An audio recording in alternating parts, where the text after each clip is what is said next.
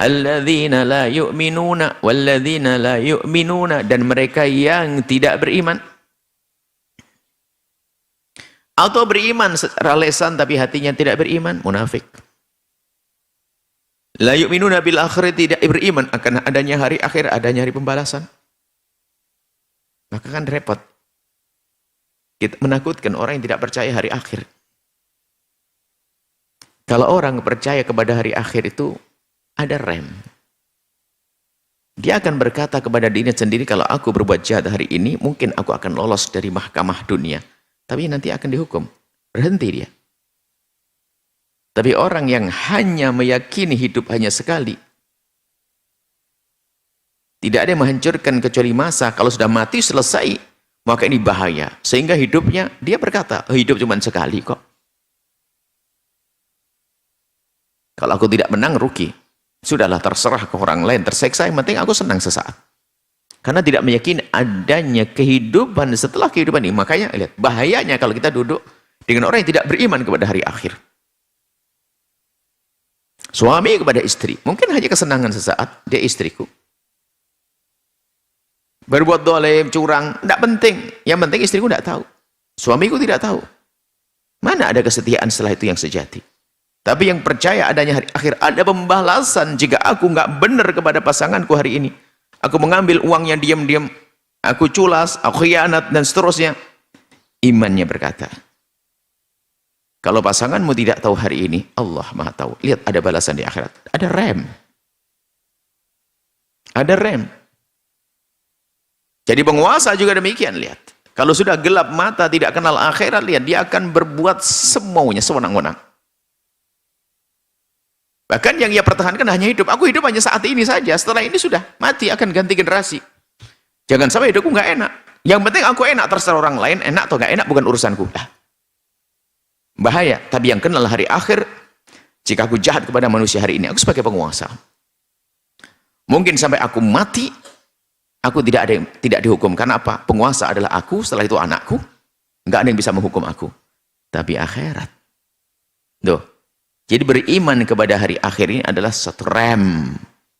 Kejahatan-kejahatan yang mungkin dilakukan oleh seorang hamba yang punya potensi, punya kemampuan untuk melakukan kejahatan. Adapun mereka yang tidak beriman, lihat. Anis sirati lanakibun. Ya, maunya itu menjauh dari jalan yang benar. Nakibun menjauh. Melenceng dari jalan yang benar. Semaunya sendiri, nggak mau diatur. Peraturan katanya pengekangan dan seterusnya. Dalam dunia ekonomi saya nggak mau, saya ingin bebas, nggak ada halal haram, nggak ada haram haraman. Semuanya ini terserah mau suka-suka apa. Urusan syahwat bebas, mau apa saja. Kok repot banget sih hidup? Akhirnya begitu. Nah ini mereka yang tidak beriman, permasalahan keropos iman.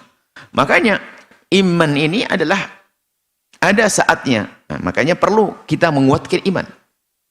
Ada iman mulai keropos, menipis pada akhirnya hilang.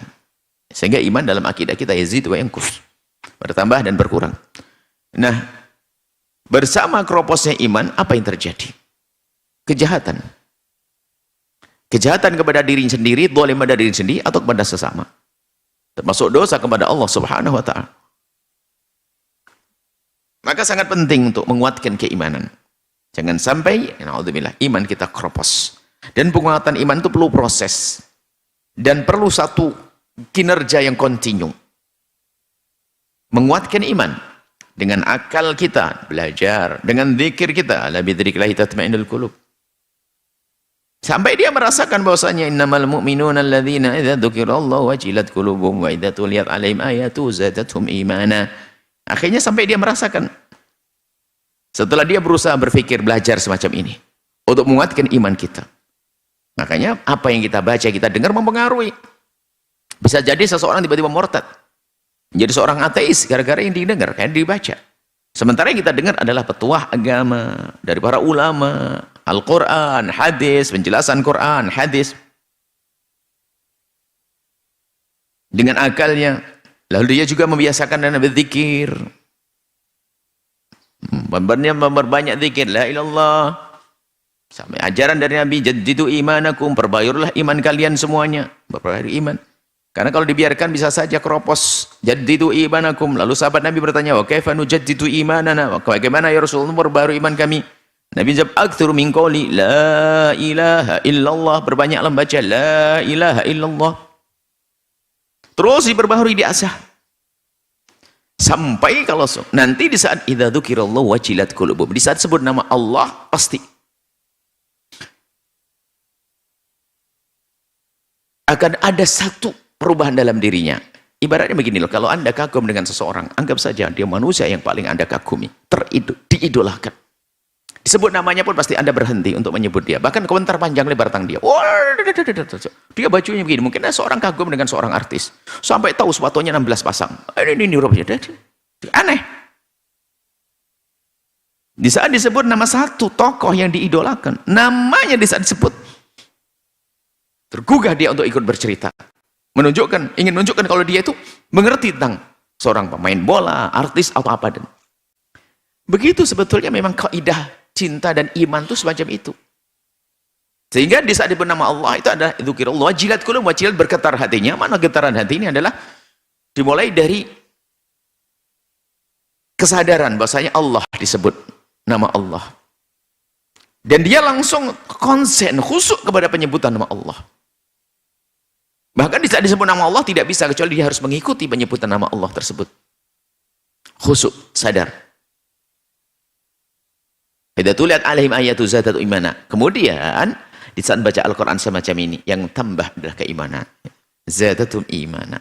Maka disebutkan para ulama untuk menguatkan iman adalah dengan akalnya, dengan belajar semacam ini, dan juga dengan baca Al-Qur'an, berzikir adalah untuk menguatkan iman. Ala bidzikrillah tatma'innul qulub. Setelah Anda menyaksikan video ini, jangan lupa berselawat kepada baginda Nabi Muhammad sallallahu alaihi wa alihi wa sahbihi wasallam.